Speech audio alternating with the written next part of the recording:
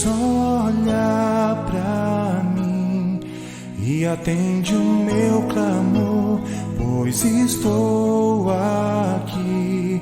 Preciso ouvir tua doce voz a me ensinar o que devo fazer. Meu Deus, olha pra mim.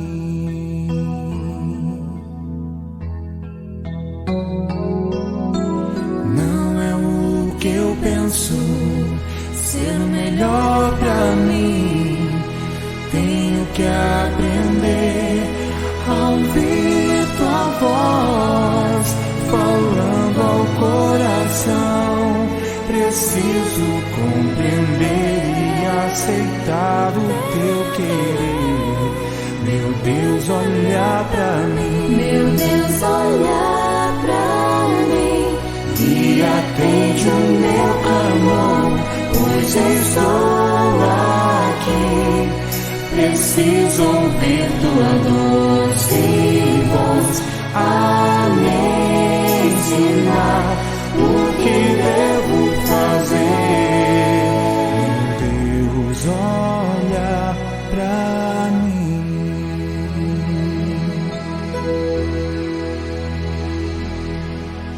Nem olhos viram, nem ouvidos ouviram, nem jamais penetrou no coração do homem o que Deus preparou para aqueles que te amam de todo o coração.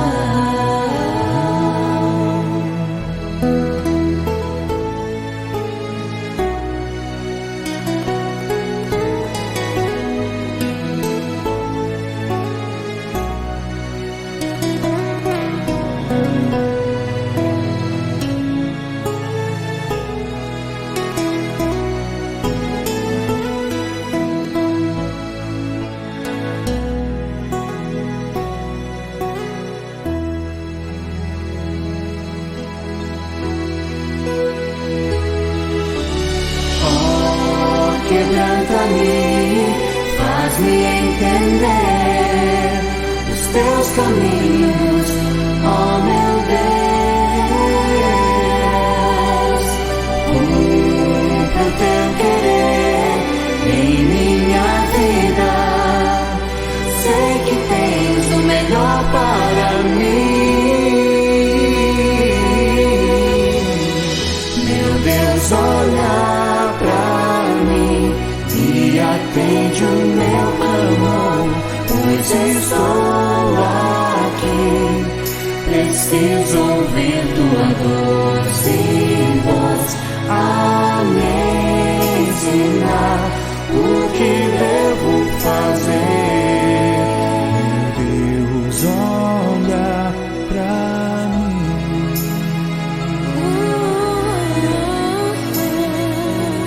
O que devo fazer? Meu Deus, olha pra mim.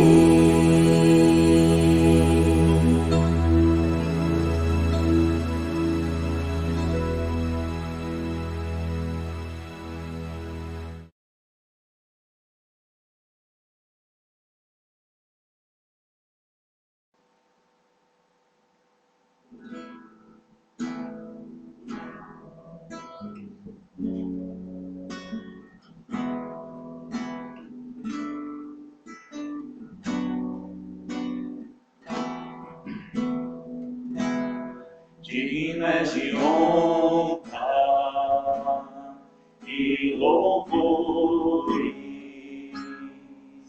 levantamos nossas mãos, adoramos ao Senhor. Digno és de honra e louvores, levantamos nossas mãos, adoramos ao Senhor. Que grande és tu, maravilhas fazes tu, não há outro igual a ti.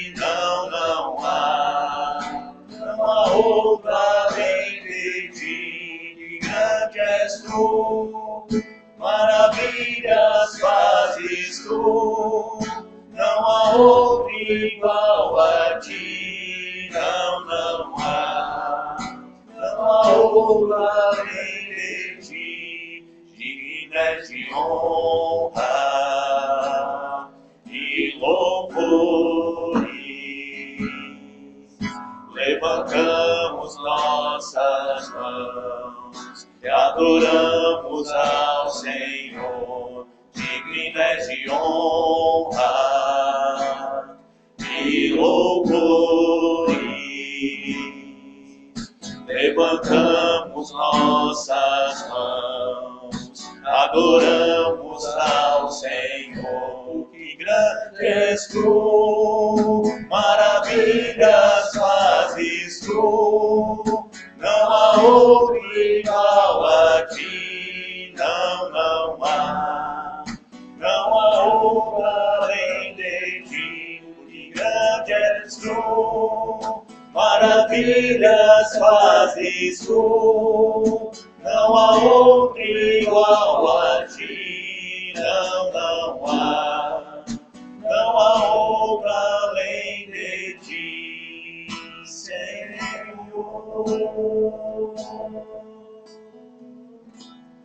Deus seja louvado e bendito seja o nome daquele que é Redentor nosso, Senhor da nossa vida, ao que nos diz a palavra, o amado da nossa alma. Queremos dar as boas-vindas a todos que conosco estão, quando iniciamos assim o nosso culto de louvor, o nosso culto de gratidão a Deus, nesse dia que o Senhor fez, nele nós nos alegramos e nos regozijamos. Que a graça e a paz de Cristo Jesus possa reinar no seu coração, no teu lar, no local, aonde quer que você se encontre, no seu trabalho. Que Deus abençoe a sua vida e que você possa ser, neste momento, tomado pela graça maravilhosa, pela misericórdia renovadora do nosso Deus. Eu sou o pastor Paulo Rogério, da Igreja Presbiteriana de Torrinho, e estamos aqui com o nosso culto ao nosso Deus, bendizendo ao Senhor, digno de honra, digno de glória, um Deus que não há outro como Ele, por isso nós o servimos, nós o adoramos. Obrigado pela sua presença. E eu estou aqui junto com os meus irmãos, o presbítero Ederval, que vai dar uma saudação aí aos nossos irmãos. Boa noite, como tanto bom estarmos aqui junto com vocês e que Deus abençoe esta noite. Muito bem, assim também o nosso irmão e presbítero Anselmo. Boa noite, Anselmo. Boa noite, irmãos, graça e paz. Que a palavra de hoje, dessa noite, esse culto seja agradável ao Senhor e que a mensagem chegue ao nosso coração e nos traga aí o conforto necessário e também a transformação que Ele exige de nós. Muito bem. Conosco também está o diácono Vitor, que está nos bastidores aqui, cuidando da parte da mídia do culto desta noite. E queremos agradecer a todos pelo privilégio de podermos estar juntos, adorando e bendizendo o nome do Senhor, o nosso Deus. Eu gostaria neste momento de convidar você para nós orarmos ao Senhor, para que pudéssemos juntos falar com Deus, agradecendo a Ele pelo cuidado, o amparo que Ele tem dado ao nosso coração. Um dia especial, é o dia do Senhor, um dia de família, um dia da família, um dia para a família, um dia em que nós reservamos para nos reunirmos e termos um tempo junto com a nossa família, depois de uma semana de trabalho, para aqueles que estão trabalhando e também para aqueles que não estão trabalhando. O domingo é especial, o domingo é o dia de nós nos colocarmos ao redor da mesa e juntos assentados temos um tempo de face a face, um tempo de podermos buscar refrigério dentro do relacionamento, da amizade, dentro da nossa família. Eu quero orar com você neste momento, convido você a fechar os teus olhos para juntos bendizermos ao Senhor, tá bom? Vamos orar? Querido Deus, muito obrigado, louvado e bendito seja o teu nome, por esta hora tão oportuna e tão preciosa em que podemos cultuar e bendizer o teu nome. Muito obrigado, Senhor, por podermos nos quedar aos teus pés na noite deste domingo, na certeza de que o teu cuidado para conosco, ele é certo, ele é absoluto. E nós bendizemos o teu nome, descansamos em ti, pedimos assim a tua bênção, a tua direção, o teu cuidado, para que tudo que venhamos a fazer aqui seja exclusivamente para a tua honra e para a tua glória, cuidando assim da nossa vida, nós que aqui estamos, os nossos ouvintes, os nossos irmãos, as famílias que estão nos seus lares, reunidos em torno da palavra na noite de hoje. Obrigado, ó Pai bendito, louvamos e bendizemos o teu nome, em Cristo nosso Senhor, o qual nós pedimos assim a tua bênção. Amém. Que bom podemos estarmos juntos aí. Quero insistir com você que já está aí conosco, conectado aí, manda aquele convite lá para o irmão, manda aquele convite lá para o amigo, para um membro da sua família, reúna a sua família. É hora de pararmos para podermos cultuar o nome do Senhor. É hora de nós termos aí alguns minutos na presença do nosso Deus. Então é importante que a família esteja reunida. E é tão fácil você dar ali um sinal para alguém que você ama, mandar o link para alguém que você ama, alguém que você quer bem, para poder participar conosco aí do culto desta noite, tá bom? Alegria ter você conosco, hein? Que bom e agradável é estarmos juntos, reunidos na presença do nosso Deus. Fico muito feliz de poder compartilhar com a tua cumplicidade, com o teu carinho, a tua generosidade, para podermos aí nesse período juntos adorarmos e bendizermos o nome do nosso Deus. Hoje, domingo, dia 26 de abril do ano de 2020, e nós continuamos firmes na presença do nosso Deus. Não estamos retrocedendo sequer um passo, 1 milímetro da nossa vida em relação ao nosso culto ao nosso Deus. E convidamos você para podermos seguir o conselho do apóstolo Paulo, que nos diz que devemos prosseguir para o alvo da nossa soberana e da soberana vocação de Deus ao nosso coração. Vamos juntos, para a glória do nosso Deus, contando com o cuidado, com a companhia dele, alegrando o nosso coração, porque nós estamos iniciando uma nova semana. Hoje é o primeiro dia, nós estamos inaugurando um tempo de alegria, de contentamento, porque Deus tem nos dado vida, e segundo o Evangelho de João, capítulo 10, verso 10, ele vem para trazer vida e nos conceder a abundância da sua vida. Olha que maravilha, e podemos ver isso no domingo. O domingo que é o dia do Senhor, o domingo que nós podemos entender que a semana que estamos iniciando reserva para nós boas notícias. Mas pastor Paulo Rogério, e as más notícias? Que venham todas elas, pois nós com Cristo só temos boas notícias. As más notícias são passageiras, mas as boas notícias, elas são eternas. Não temamos as más notícias, porque ao nosso lado está a boa notícia. E a boa notícia é Cristo Jesus, Senhor absoluto. Ele é o Evangelho, a boa nova de salvação, a boa nova de paz, a boa nova de esperança, a boa nova de alegria. Então, iniciar uma semana é motivo de alegria ao nosso coração. E podemos também agradecer a Deus pela semana que nós encerramos. Agradecer a Deus por tudo aquilo que nós passamos na semana que se findou. Deus nos abençoou, nos deu vigor e estamos aqui para dizer que passamos de uma semana para outra debaixo do cuidado do nosso Deus. Quero convidar você para lermos as Sagradas Escrituras neste momento. Salmo 146, abra aí a sua Bíblia, tá bom? Salmo 146, Salmo 146, verso 1 ao verso de número 10. Salmo 146, os versos de 1 a 10. Aqui nós vemos o salmista falando do homem em sua fraqueza, no entanto apresentando Deus como fortaleza da vida e na vida do ser humano.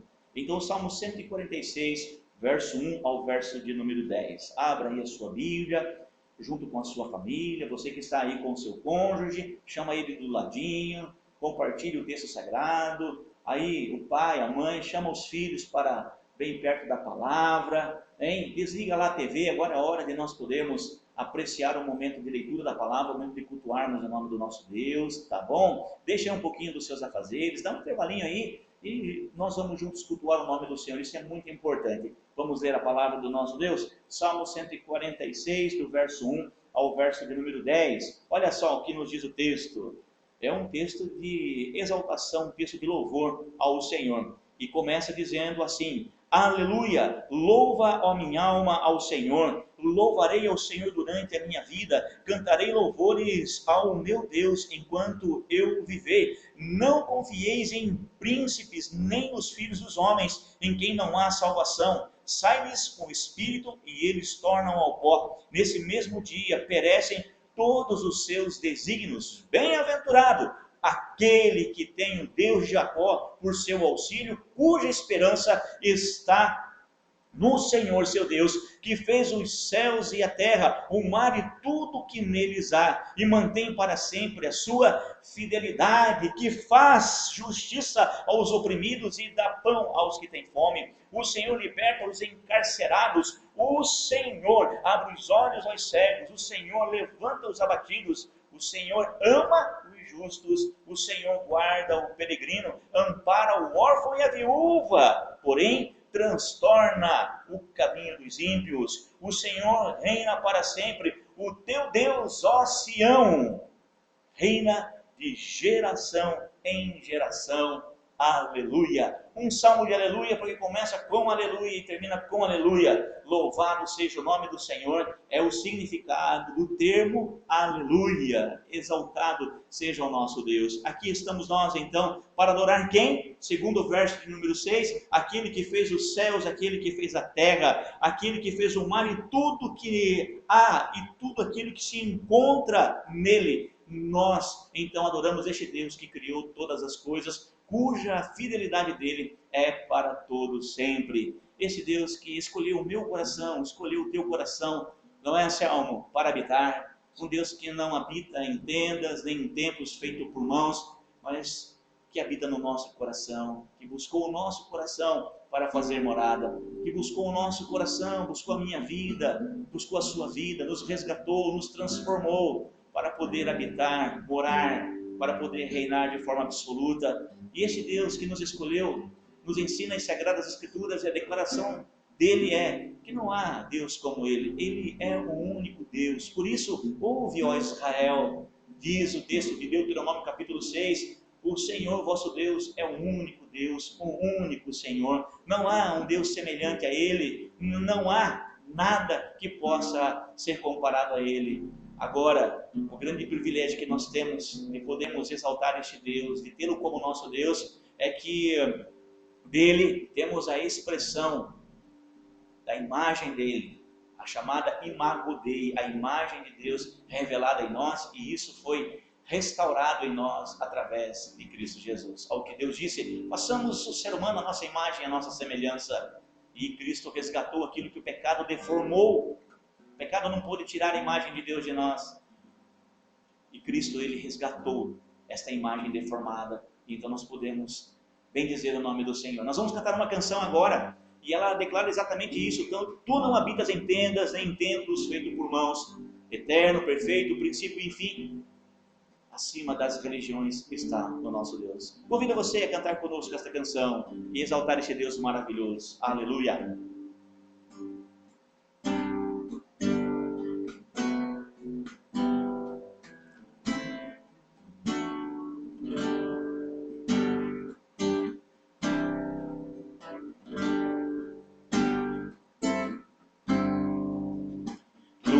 Habitas em tendas, nem em templos feitos por mãos, eterno, perfeito, princípio e fim, acima das religiões.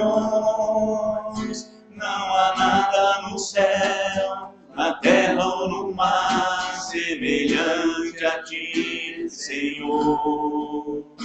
Tua imagem está revelada em nós, expressão do teu amor incomparável, Senhor, tu és.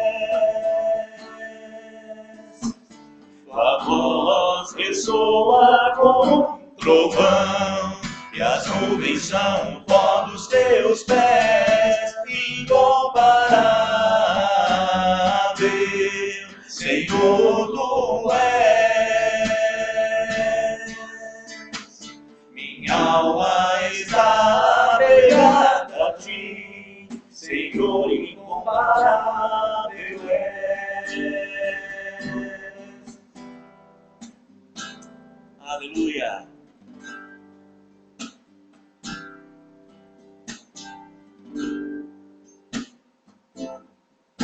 Vamos lá?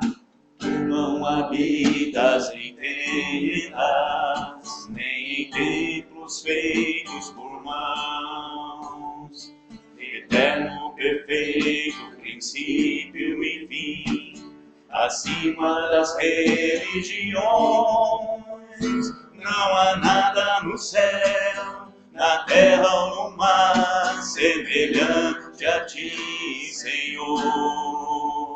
Tua imagem está revelada em nós, expressão do teu amor incomparável, Senhor, tu és.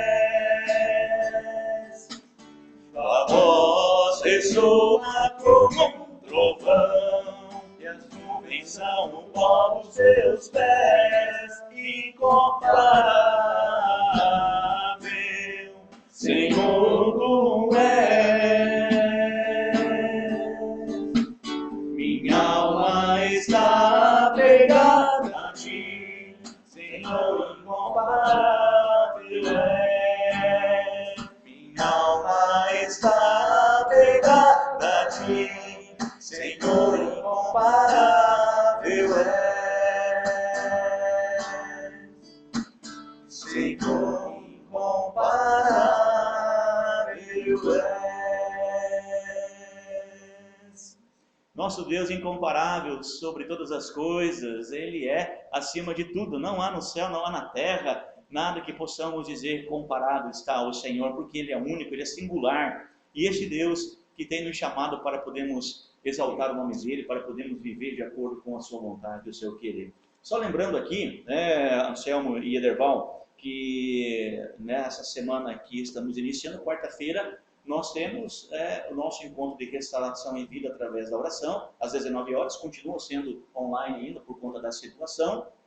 Na quinta-feira, nós temos um encontro de restauração em vida através da palavra, online, a partir das 19 horas, tá bom? Nos ajude aí a divulgar o trabalho, sempre lembrando aos irmãos e às irmãs, a família, para estarmos juntos adorando e bendizendo este Deus maravilhoso, tá bom? Sempre lembrando, né, Anselmo, que depois do culto, a mensagem, todo culto ele fica gravado no Facebook, está sendo colocado também no YouTube. Tem o canal da Igreja Presbiteriana, ainda nós não temos o endereço de fato, né, por conta dessa questão de assinatura no YouTube, mas o link vai ficar lá, né, Vitor? Colocamos depois o link lá, você pode assistir pelo YouTube também, tá bom? Outra coisa, pastor, nós não estamos conseguindo e tal, então, olha só, anote meu telefone aí, vou dar meu telefone, meu WhatsApp, para você mandar uma mensagem, daí eu pego e mando o link para você, tá bom? Então, anota aí meu telefone, DDD 14 99 195 5763.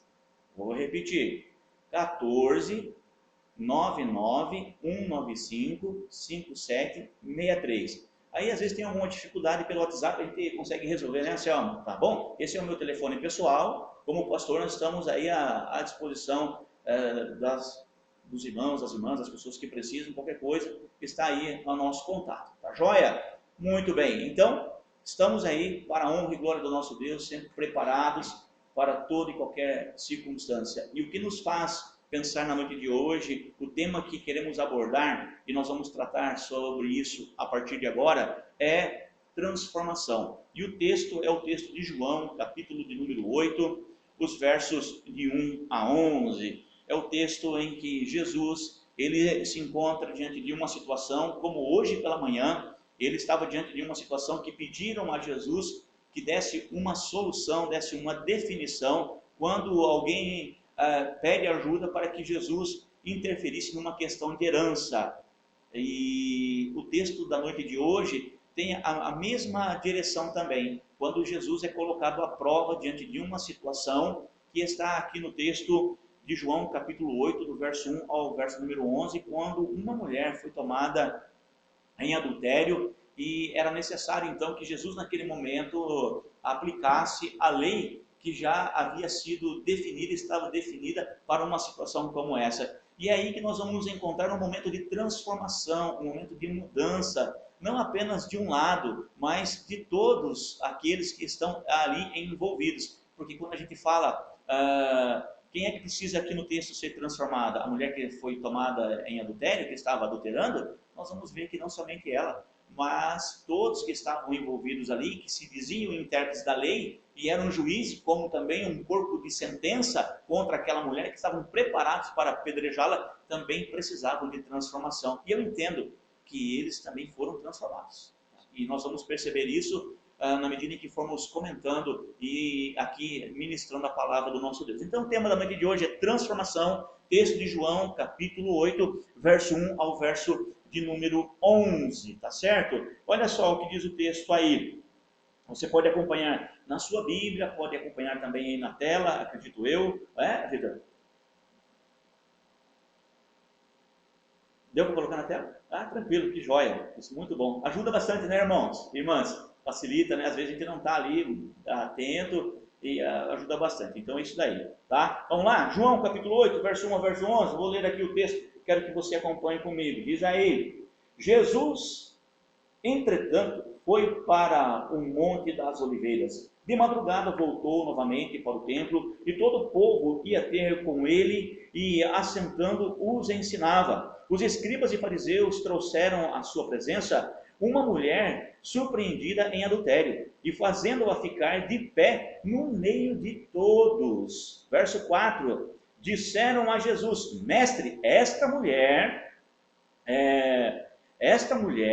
foi apanhada em flagrante adultério, e na lei nos mandou Moisés que tais mulheres sejam apedrejadas. Tu, pois, que dizes? Isso diziam eles, tentando-o para terem de que o acusar. Mas Jesus, inclinando-se, escrevia na terra com o dedo. Verso 7.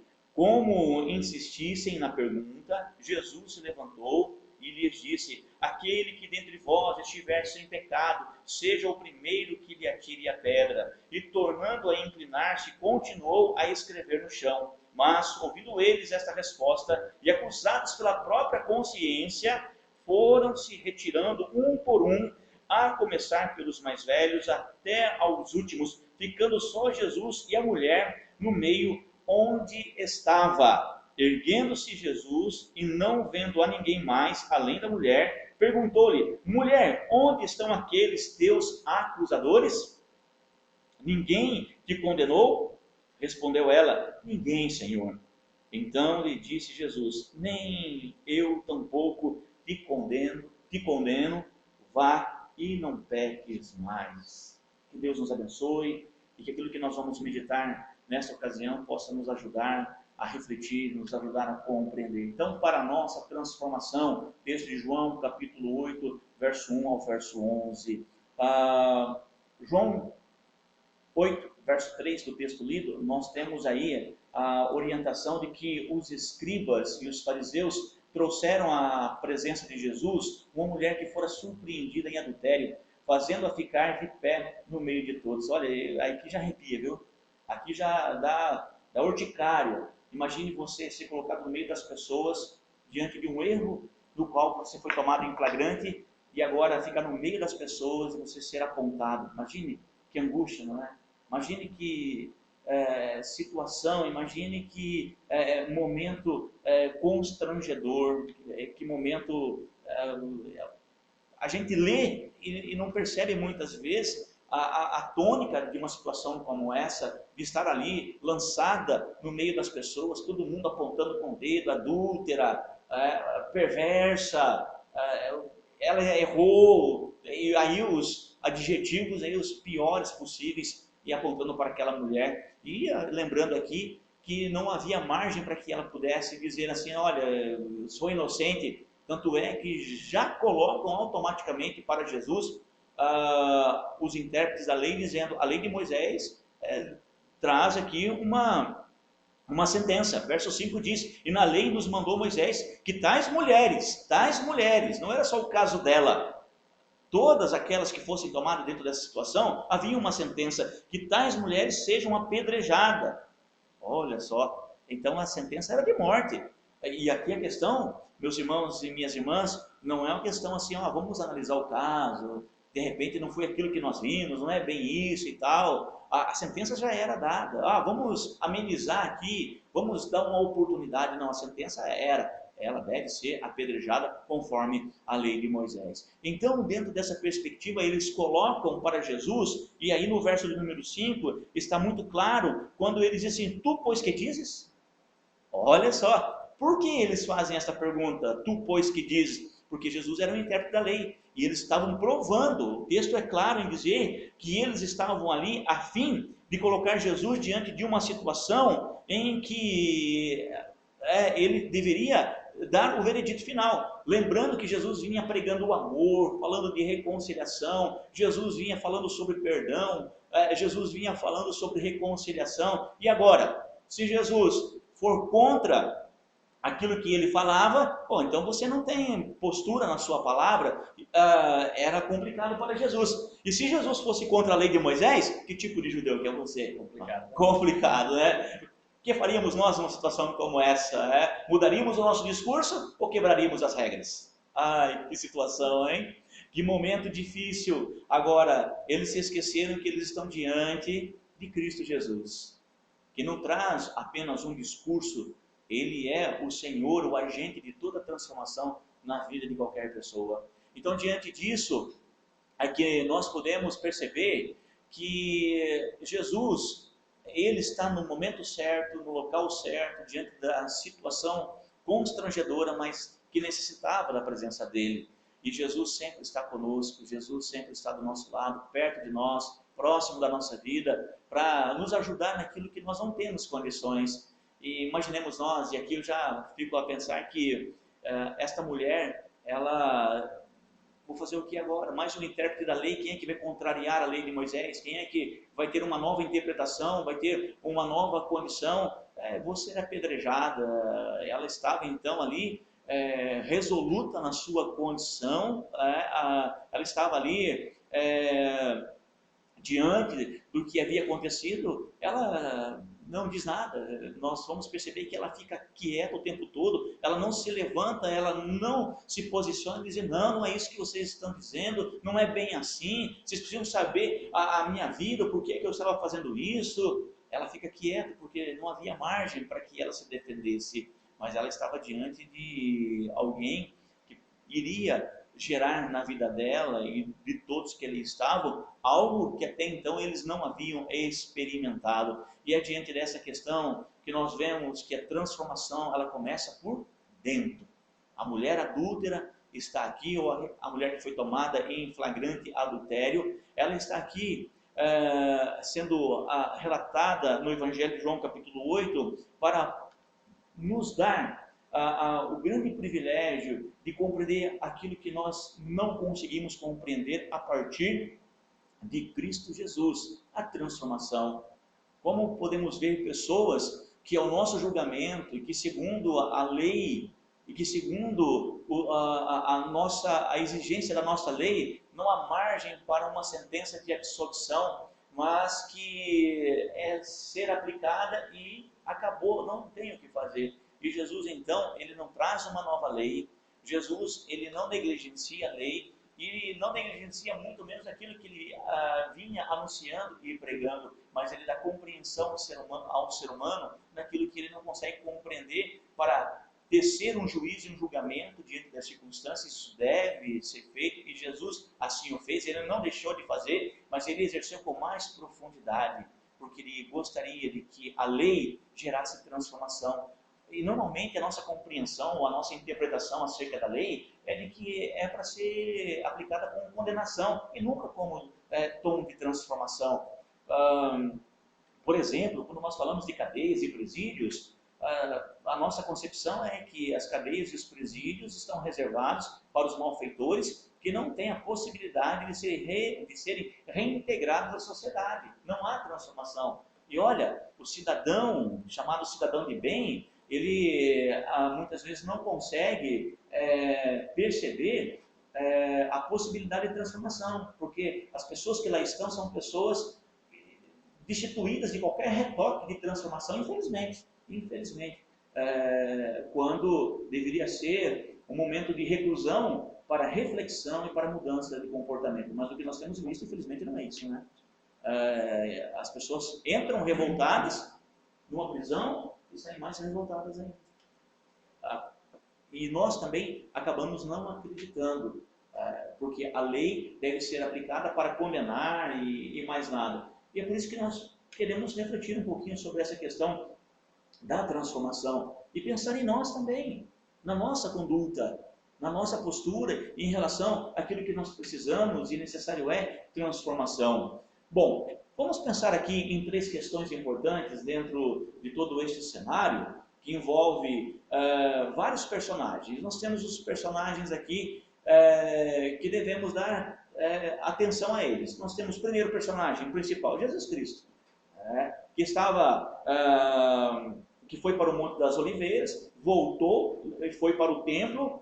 Lá no templo ele vai encontrar os fariseus, ele vai encontrar os doutores da lei, os intérpretes da lei, e esses estão ali junto com todo o povo, as outras pessoas de ordem comum, e nós vamos encontrar a presença da mulher que fora flagrada aí em adultério. Então são esses os personagens, os principais aí, Jesus, a mulher, e aí os intérpretes da lei, conforme o texto aí nos ensina, quando eles então trouxeram ela para ser julgada e sentenciada. O verso 3 fala dos escribas e fariseus que trouxeram à sua presença uma mulher que fora surpreendida em flagrante adultério. Então esses 3 grupos, vamos assim dizer, o grupo dos intérpretes da lei, Jesus Cristo e a mulher adúltera, que formam esses 3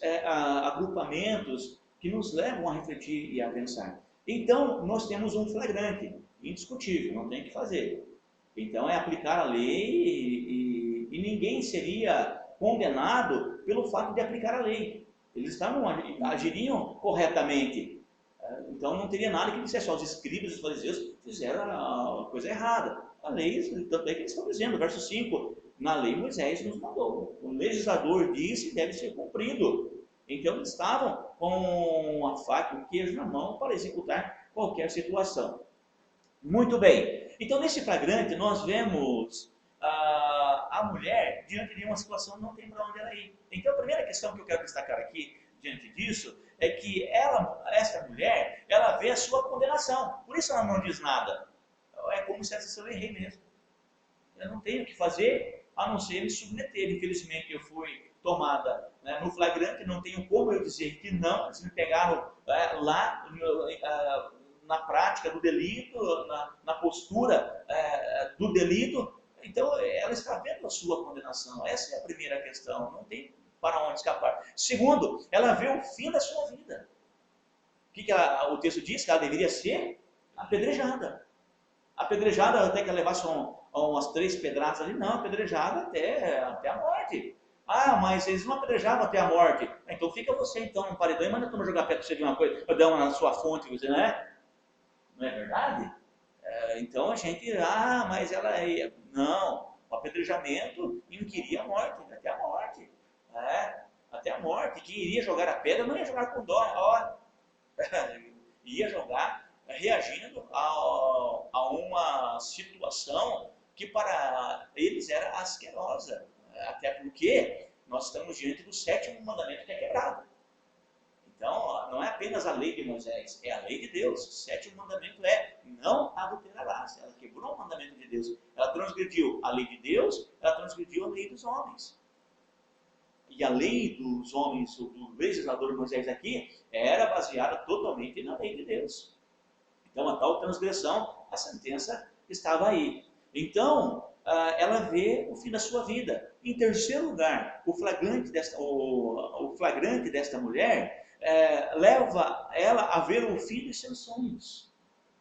Olha só, o fim dos seus sonhos. O que ela podia esperar? Será que ela esperava um milagre? Eu fico pensando que essa mulher nem milagre ela esperava. Alguém vai dizer assim, não, mas ela estava diante de Jesus. Mas Jesus estava sendo visto e tido como um rabi, um mestre, um intérprete da lei. Alguém que conhecia os mandamentos. Tanto é que ele cita os mandamentos em várias ocasiões e eles sabiam disso. Então, os escribas e os fariseus, que são mencionados no verso 3, sabiam que Jesus não tinha como negligenciar a lei. Não tinha. Não havia margem para isso. Então, ela está dizendo, é mais um que está aí que vai agregar a sentença. Então, ela vê o fim dos seus sonhos. Ela vê que tudo para ela agora acabou. Então ela vê a sua condenação, ela vê o fim da sua vida, ou seja, ali ela morreria, e ela assim vê a interrupção dos seus sonhos. Nós precisamos entender que esse texto, ele nos mostra muito da nossa vida em relação às circunstâncias que nós vivemos no nosso dia a dia, em meio aos erros. Quando nós nos deparamos diante de uma situação condenatória, nós não tem o que fazer, acabou, é o fim de toda a situação, não tem mais como sonhar, morreu, os meus sonhos morreram aqui também. E ela não percebe. Muitas vezes nós estamos diante de Cristo Jesus e não percebemos aquilo que Ele pode fazer por nós. Muito bem. Por que ela vê o fim? O que faz com que ela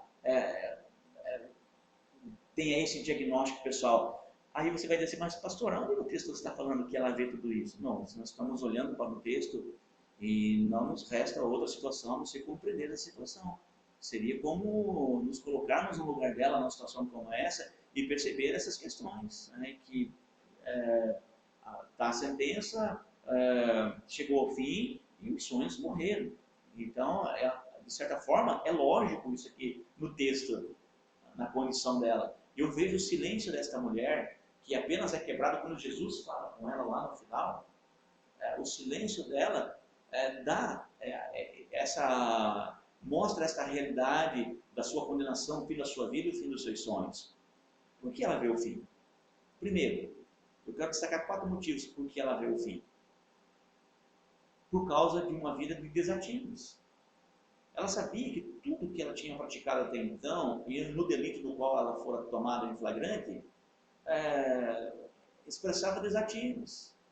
Então ela percebe, isso é claro na postura dela e no silêncio dela, e há quem diga que quem cala consente. Então ela está assim por causa de uma vida de desatinos, né? É desorientada, talvez o desespero. Agora eu fico a pensar, ainda que o texto não fale sobre isso, mas eu me sinto assim, não no direito, mas me sinto obrigado a refletir o que havia levado essa mulher a praticar essas coisas. Não vou entrar no mérito da questão, se ela era maltratada, se ela é uma pessoa desiludida, se ela foi rejeitada. Não é essa a questão que eu quero, e não vou entrar no mérito dessa questão de forma alguma, até porque nós não temos base para isso. Porque, de fato, os desatinos da vida nem sempre são por desilusões. Tem muita gente vivendo de forma desatinada, desorientada e sem motivos, né? Porque achou que devia viver assim e acaba buscando uma vida totalmente desregrada. Isso é influência do pecado. Se o pecado gera isso, que tomemos caminhos tortos, que busquemos caminhos que não são caminhos que nos levam a uma vida de fato equilibrada. Então ela vê o fim por conta da vida que ela tinha. Segundo, ela vê o fim porque ela amou de forma errada. Ela amou de forma errada. Mas aonde que há amor nisso? Olha, meus irmãos e minhas irmãs, há muita coisa que nós fazemos com ódio, mas fazemos em nome do amor. Não tem pessoas que matam? E uma pessoa que mata, ela está possuída por ódio. E aí você pergunta para ela, os chamados crimes passionais, né? Por que você matou? Matei porque eu amo. Matei por amor. Mas como é que pode você amar e esse amor levar você a matar uma outra pessoa? Na verdade, ela não estava tomada pelo amor, ela estava tomada pelo ódio. Então, aqui é preciso entender a situação. Ela vê o seu fim porque ela estava amando de forma errada. Ela interpretou o amor de forma errada, ela compreendeu o amor de forma errada e, o pior de tudo, praticou o amor de forma errada. Num crime passional, eu particularmente entendo que num crime passional de quem mata por amor, executou o amor de forma errada. Não entendeu que o amor tudo suporta, o amor tolera, o amor tudo crê, mas executou o amor de forma errada. Agiu mais pelo ódio, mas quer mascarar dizendo, eu amava, eu tinha amor por ele, por ela, ou qualquer outra pessoa dentro da questão aí. Então, ela vê o seu fim por amar de forma errada. E como nós amamos de forma errada, como nós caminhamos em nome do amor de uma forma absolutamente errada. Terceiro, ela vê o seu fim por buscar a felicidade à sua maneira. Ela achou que a felicidade estava numa prática como essa. Na mente dela, poderia estar isso, eu sou feliz assim. Mas será que isso realmente levava ela à felicidade? Ao ponto de pegarem ela e dizer, o que você faz é errado e isso traz sentença de morte a você?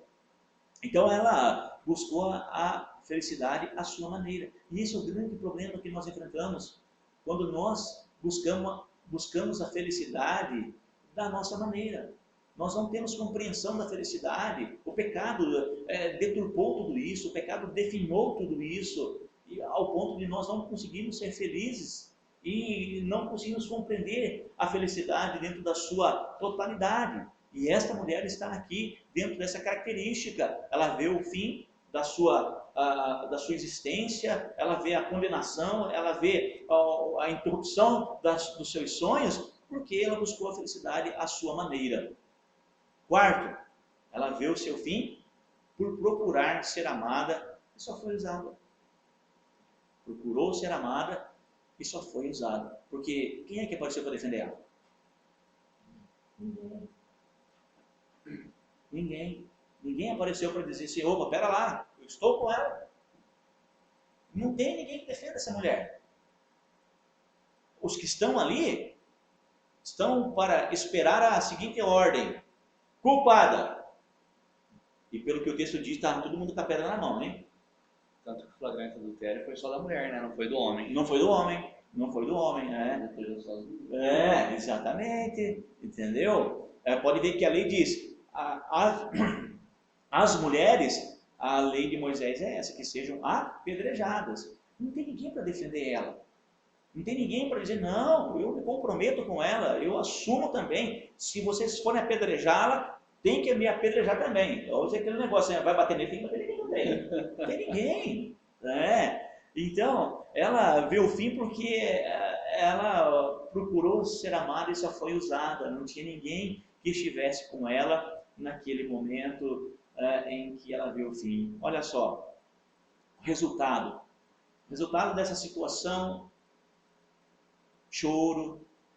Eu entendo que ela, naquele momento, talvez na sua particularidade, um tanto quanto escondida e reclusa na sua condição emocional, choro, tristeza, que ela não vê uma porta.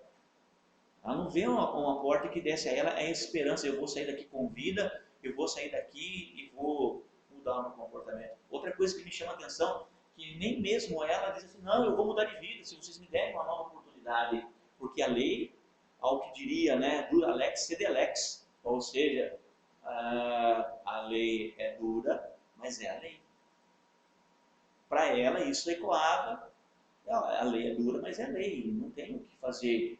Então ela está reclusa no seu choro, talvez engolindo o seu choro. Sabe aquela situação assim, quando você está chorando e a pessoa não entende o seu choro, diz, você está fingindo, engole o choro, né? Muitos pais fazem isso, né? Quando brigam com os filhos ou chama a atenção dos filhos na vara, né? O filho vai, e não é para chorar. Meu, você leva uma varada e não é para chorar, né? Você está ali para ser apedrejado e você não pode dizer nada, entendeu? Mas ela não tinha direito de reclamar, porque veja que o texto é categórico.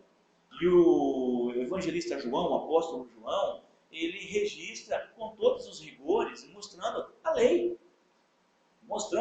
João está dizendo que a lei não poderia ser contrariada.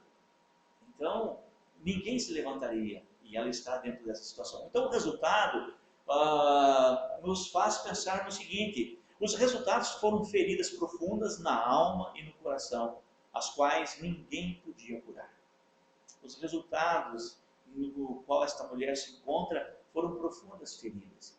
E como nós nos encontramos muitas vezes com feridas profundas na nossa alma, no nosso coração, e não achamos ninguém que possa tratar de tais feridas e não possa atingir a profundidade, o âmago das feridas que são causadas na nossa alma e no nosso coração diante dos desatinos da nossa vida.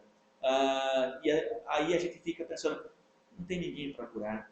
Talvez você esteja nos ouvindo nesta hora e passando por um problema insolúvel, dizendo, pastor, a nossa solução, a solução para a nossa situação não existe. Eu quero dizer para você, existe sim, está em Jesus Cristo. Por mais profundo que seja, pois Cristo ele vai o mais profundo das nossas dores para trazer e realizar transformação. Não há dificuldade que Cristo não toque, não há profundidade que Cristo não chegue até Ele para resolver aquilo que nos incomoda, para gerar transformação na nossa vida. Então, diante disso, o caminho que esta mulher havia escolhido a levou ao fundo do poço de dores, amarguras e desilusões. Mas ela está diante daquele que pode mudar todas as coisas. Ela está diante de alguém que vai dar a ela uma palavra absolutamente transformadora na sua vida. E veja que Jesus também ele está quieto diante da situação. Pouco ele fala. Ele ouve as acusações e, segundo o texto, diz que ele está escrevendo. E muitas vezes o pessoal quer dizer, o que ele estava escrevendo? O que ele escreveu eu não sei, mas o que ele falou nós sabemos. E está ali no verso de número 11, nós vamos chegar lá.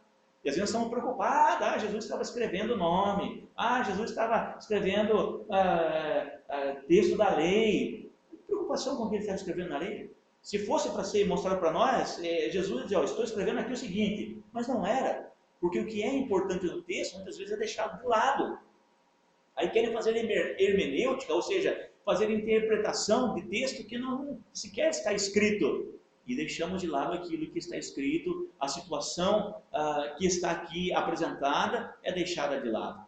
Agora, a preocupação aqui, quando João registra no seu evangelho esse episódio com esses personagens, Jesus, os escribas e os fariseus, a multidão que lá estava e a mulher adúltera, para falar de transformação. Se nós olhássemos para o capítulo de número 8 de João, continuássemos lendo mais à frente, nós vamos ver textos que falam de mudança através da verdade. O verso 32 e o verso 36 é quando nós vemos Jesus dizendo, conhecereis a verdade vos libertará. Se o Filho vos libertar, verdadeiramente sois livres. Então João está mostrando transformação e mudança pela verdade. João 14,6, Jesus declara, eu sou o caminho, a verdade e a vida, ninguém chega ao Pai senão por mim. Jesus não é barreira para chegarmos diante de Deus e sermos transformados. Ele é caminho que nos leva à presença transformadora de Deus. E é o que Jesus está aqui. Jesus está como ponte de transformação. Jesus está como caminho de transformação. Jesus está aqui como sinalizador para uma vida transformada. Para mudar todo o resultado das feridas profundas geradas na alma e no coração desta mulher. Jesus está para mudar o caminho que ela escolheu. Jesus está para mudar totalmente, radicalmente a vida desta mulher. Então, mesmo diante dos resultados amargos e dolorosos, Jesus ele tem a resposta certa. É diante disso, então, que olhar para o verso 3 de João é perceber que os escribas e os fariseus trouxeram à sua presença uma mulher surpreendida em adultério, fazendo-a ficar no pé do meio de todos. Olha só, nós podemos entender e compreender que esta mulher que está no meio de uma sentença, de um julgamento, esta mulher sairia do meio transformada. Então o verso número 3 de João capítulo 8 nos aponta para a realidade transformadora.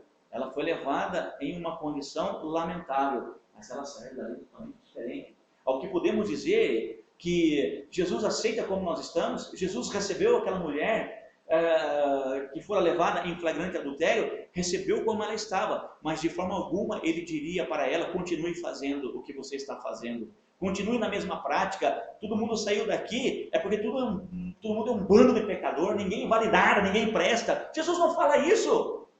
Jesus olhou para ela, entendeu a condição lamentável, ele não é negligente em relação àquilo que ela havia feito, mas devemos perceber e entender que Jesus está ali para trazer para aquela mulher não um julgamento de escribas e fariseus que estavam desvinculados de fato de algo transformador. Jesus está ali para mediar uma situação de transformação diante do que? Primeiro, do passado horrível daquela mulher. O passado dela era um passado tenebroso. Ninguém aplaudiria, ninguém dizia, que legal, ninguém, nem o próprio Cristo aplaudiria. Ela tem um presente deplorável. Ninguém diria assim, essa aqui é uma santa mulher, ou ela é vítima da realidade social, ou ela é vítima das dificuldades do atual momento em que ela vive. O presente dela era deplorável, não havia quem defendesse. E futuro? Ela não tinha futuro. Olha só, se nós olharmos da perspectiva fria dos fariseus e dos escribas, olhando para um passado horrível, um presente deplorável, de fato ela não tinha futuro. E o interessante é que Jesus ele muda o nosso passado, o nosso presente e nos aponta para um futuro promissor, quando ele transforma a nossa vida. Por que ele modifica o nosso passado? Diz a Bíblia, dos teus pecados não me lembrarei mais. Vão ser lançados no profundo abismo. Transformou o nosso passado? Não transformou? Transformou. Nós não seremos sentenciados, julgados, seremos avaliados pelo nosso passado. E eu tenho uma birra de pastor, de pregador que diz, quando você chegar diante de Deus, lá ele vai pegar o teu passado. Espera lá, vai pegar o meu passado? Quando a Bíblia diz que quanto aos meus pecados foram anulados na cruz do Calvário. Quem faz isso é o diabo. Satanás é que pega livro e fica lá escrevendo gibi com a história do nosso passado. Cristo ele anula o nosso pecado, ele nos redime do nosso pecado. Essa teologia barata, mesquinha, deve ser repudiada. E ainda fica lá, vai pegar o livro, vai ver o quê? Vai passar um videotape da sua vida. Pelo amor de Deus! O que é isso? Jesus transforma o nosso passado, transforma o nosso presente, e ele aponta para um futuro de esperança, de novos céus, nova terra, nova criatura, novo caminho, nova aliança, nova vida. Mas a frieza de certos juízes, de certos legisladores, é que continuam olhando para o passado e apontando para o presente, dizendo que você não tem futuro. Eu creio na transformação, porque a Bíblia nos apresenta isso, transformação. Então o julgamento, no texto, não é dos escribas, não é de Moisés, mas é de Cristo em transformação e de mudança. A lei que foi anunciada para mudar e transformar o comportamento, estava interpretando de forma errada. O ser humano, em sua busca desenfreada, tenta entender o sentido da vida sem conhecer a essência do seu próprio ser. Então nós estamos aí numa corrida, nós estamos aí desesperados, tentando entender o sentido da vida sem conhecer a essência do nosso próprio ser. Esta mulher aqui, ela está diante daquele que revela a ela a essência do seu próprio ser. Jesus revela para aquela mulher, revela para toda a multidão, para os escribas fariseus, a essência da vida deles. Porque Jesus ele é revelador, ele aponta, ele descortina, ele desvenda, ele revela aquilo que nós não conseguimos perceber, para que a nossa vida seja transformada. A transformação começa por dentro. E Jesus trabalhou de forma interior na vida de todos que ali estavam, não só apenas a mulher adúltera, mas os escribas, os fariseus e toda a multidão que estava ali. E a transformação começa por dentro quando eu, em primeiro lugar, entendo que há uma necessidade urgente. Verso de número 5 do capítulo 8 diz, na lei mandou que tais mulheres fossem apedrejadas. Então a necessidade de transformação era urgente. Por quê? Se não houvesse transformação, ela seria o quê? Apedrejada. Ela morreria. Então a transformação começa por dentro, quando eu entendo que há essa necessidade e ela é urgente. Segundo, quando eu entendo que a necessidade não é tão somente minha, é de todos. Quando eu entendo que a necessidade é minha e também de todos. E muitas vezes eu quero que o outro seja transformado. Muitos estavam ali esperando, esta mulher tem que ser apedrejada para ficar como exemplo para todo mundo. Jesus não age dessa forma. Jesus, ele não atua dessa forma. Ele aplica a lei de uma forma tão poderosa e tão majestosa que todos que estavam ali perceberam a necessidade de transformação é nossa. Ou seja, é como se todos, Ederval, dissessem unanimemente assim, olha, se alguém precisa ser apedrejado aqui, se alguém somos todos nós.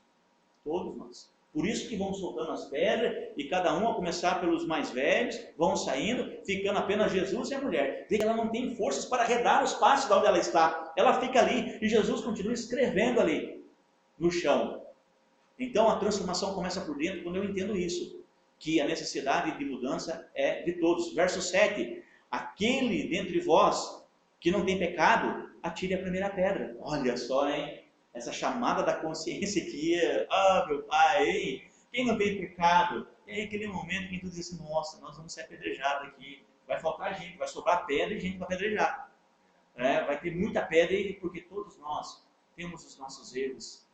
E Jesus, através da graça, Ele toca naquilo que ninguém pode tocar, que é a nossa consciência. Quem é que pode sondar os nossos pensamentos? Neste momento, como Jesus diz no verso 7, é como se Jesus estivesse ali, na mente das pessoas. Tivesse entrado na mente das pessoas e dito: o teu pecado é esse, o teu pecado é esse, você também é um adúltero, você é ladrão, você é fofoqueiro, você é linguarudo. Todo mundo sai daqui. Todo mundo sai quietinho.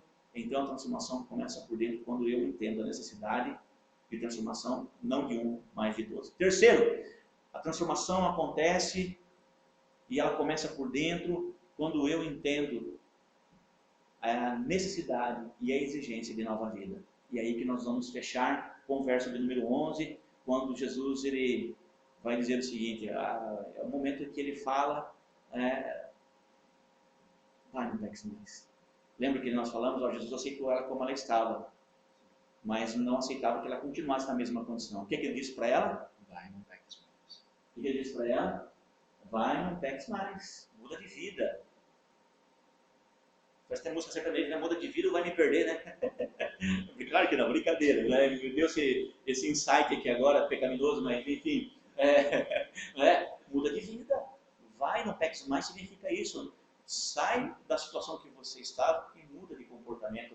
Então a forma como ela foi levada não é a forma como ela sai. Ela entrou como uma mulher adúltera e ela sai como uma mulher transformada. E é isso, meu irmão, minha irmã. Quando nós estamos na presença de Cristo, quando somos levados à presença de Cristo, quando Cristo vem até nós, é para transformar a condição na qual nós nos encontramos e para seguirmos de forma diferente. Paulo, a caminho de Damasco, Jesus encontra ele e Paulo, de Damasco em diante, Atos capítulo 9, não é mais a mesma pessoa.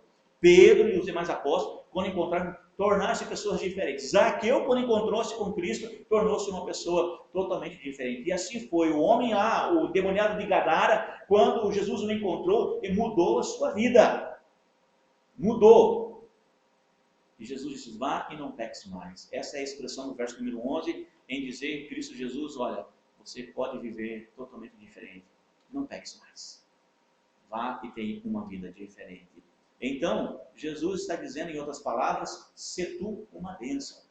E aqui para nós encerrarmos então, diante de tudo isso, acerca da transformação, nós podemos então compreender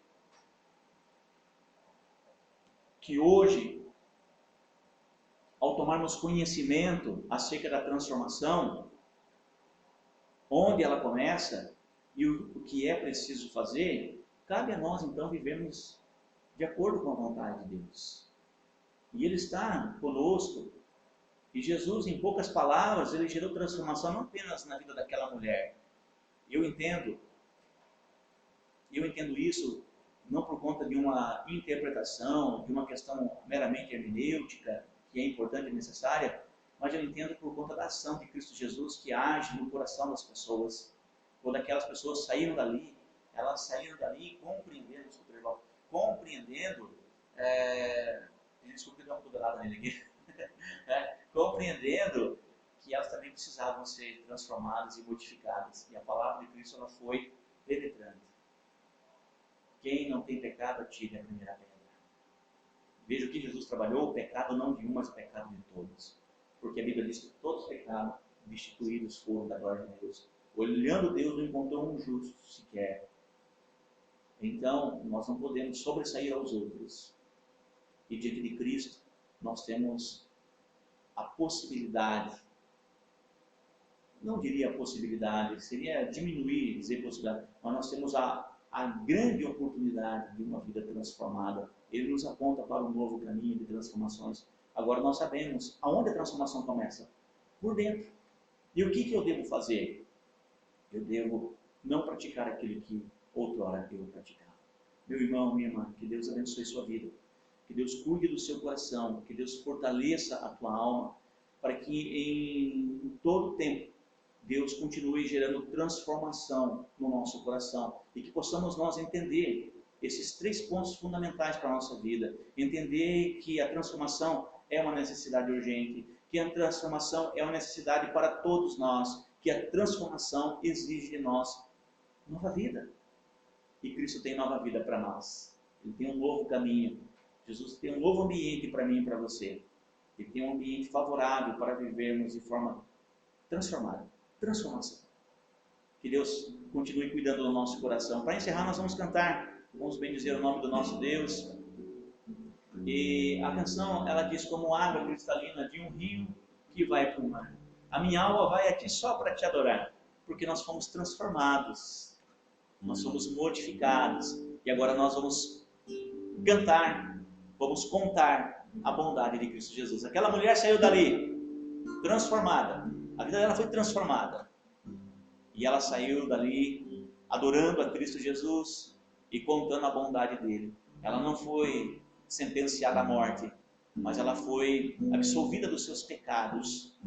Ela foi redimida dos seus erros.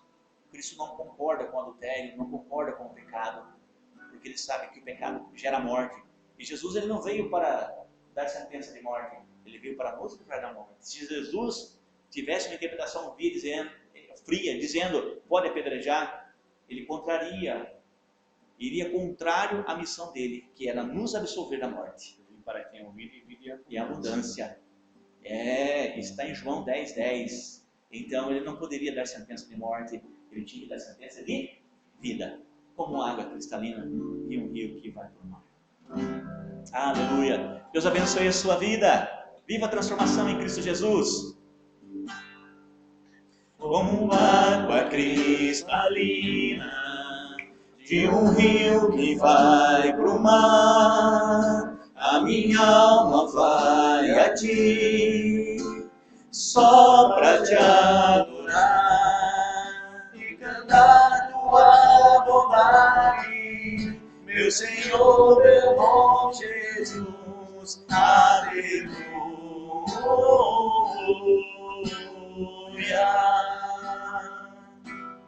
Ó minha alma, o Senhor louvai, assim como a erva verde na encosta da montanha, meu amor diante de ti, do mesmo modo se esparrama, se apegando em tua grandeza, minha rocha, meu Jesus, aleluia, aleluia. A nossa alma, ó Senhor, louva. Ó minha alma, ao Senhor louva. E como a abelha necessita do néctar de uma flor, necessita do néctar de uma flor, eu não sobreviveria longe de ti, ó meu Senhor, pois tu és o meu auxílio, minha vida, minha paz, aleluia.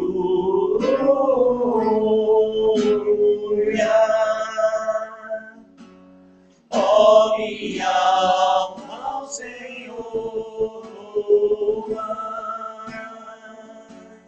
aleluia.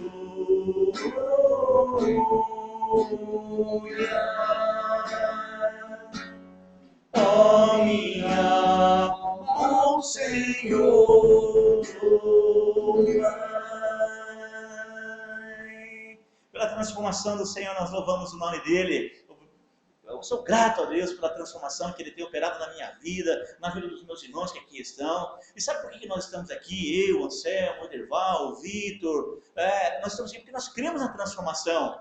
Nós cremos que essa palavra de Cristo, ela tem significado e sentido ao nosso coração. Que Deus abençoe a sua vida, que você tenha uma semana mais do que abençoada, que você tenha uma semana abençoada e transformadora, que os teus atos sejam atos de alguém transformado, que os teus caminhos sejam caminhos daquele que anda por transformação, que o teu viver seja um viver de alguém que fora transformado por Cristo Jesus, aquele que nos diz, vai e não peques mais. Lutamos contra o pecado com vida transformada. Deus abençoe você, fique com Deus. Quarta-feira esperamos você às 19 horas para o nosso encontro de restauração e vida. Um abraço no teu coração. Eu me despeço por aqui, pastor Paulo Rogério, da Igreja Presbiteriana de Torrinha, nos seus 113 anos, uma comunidade amiga de Deus, pertinho de você e sua família. E o Ederval também deixa aqui o seu abraço, a sua despedida.